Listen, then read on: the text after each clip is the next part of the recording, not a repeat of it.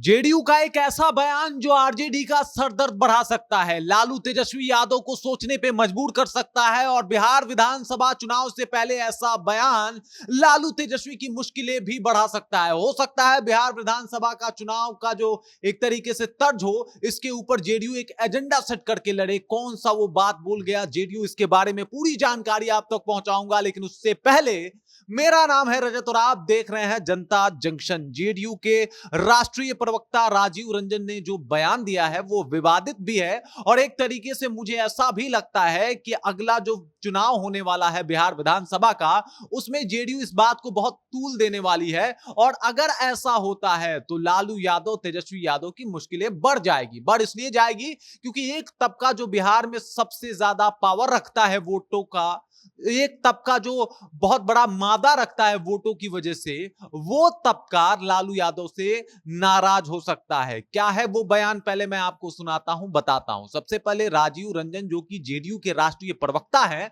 उन्होंने कहा है कि पिछड़ा और अति पिछड़ा जो है वो कहीं ना कहीं आरजेडी के शासनकाल में सबसे ज्यादा प्रताड़ित हुई है। और आरजेडी के शासनकाल में आए दिन उनको गोली मार दिया जाता था, उनकी हत्या कर दी जाती थी। इस तरीके का बयान आया है। उन्होंने बताया कि सरकार उनकी सुध नहीं लेती थी और वो कानून तक पहुंच नहीं पाते थे आरजेडी के शासनकाल में। और आए दिन उनका जाति पूछ के लोग उनकी हत्या कर देते थे, उनको गोली मार देते थे। और इस वजह से कहीं ना कहीं आरजेडी को हटाया गया और जेडीयू को लाया गया। पिछड़ा और अति पिछड़ा वर्ग को सम्मान जेडीयू ने दिया है, जबकि आरजेडी ने उनका शोषण किया है। आरजेडी के वक्त में वो लोग सुरक्षित नहीं थे, उनकी जाति पूछ के उनके साथ अभद्र व्यवहार किया जाता था। इस तरीके का बयान जब सामने आया है तो हो सकता है बिहार विधानसभा चुनाव में ये बयान जो है एक तरीके का अपना रंग दिखाए, और हो सकता है बिहार विधानसभा चुनाव में इस बयान को लेकर तूल भी बनाया जाए। हो सकता है कि बिहार विधानसभा के चुनाव में लालू और तेजस्वी यादव को इस बयान के ऊपर अपना स्टेटमेंट भी जारी करना पड़े, क्योंकि जिस तरीके का बयान सामने आया है, जिस तरीके से जेडीयू ने इस बात को परोसा है कि भाई उनके शासनकाल में ये वर्ग ही सुरक्षित नहीं था, वो पलायन करने पे मजबूर थे, वो लोग दूसरे जगह पे जाने के लिए मजबूर हो गए।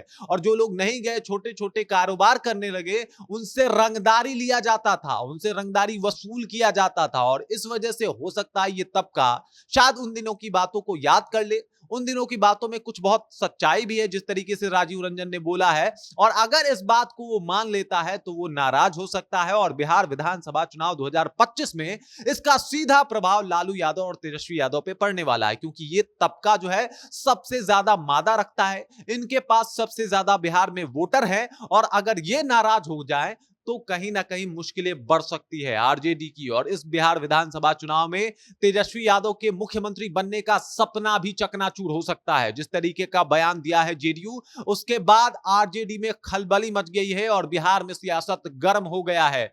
बिहार में अब क्या कुछ होना है, किस तरीके से आरजेडी इसको बचाव करती है, किस तरीके से आरजेडी इसके ऊपर अपना पक्ष रखती है, वो देखना बाकी है। लेकिन कहीं ना कहीं बिहार विधानसभा चुनाव में इस बात का मुद्दा जरूर बनेगा, और इस बात को लेके जेडीयू जो है हर बार लालू यादव और तेजस्वी यादव पे निशाना भी साधेगी। अब देखिए क्या होता है, किस तरीके से इस बात का मुद्दा बनता है, और किस तरीके से लालू यादव इस बात से अपने आप को बचाते हैं, आरजेडी को बचाते हैं, ये देखना अभी बाकी है। बाकी आप देख रहे हैं जनता जंक्शन, इससे जुड़ी, चुनाव से जुड़ी हर एक अपडेट को लेकर आप तक हम पहुंचेंगे।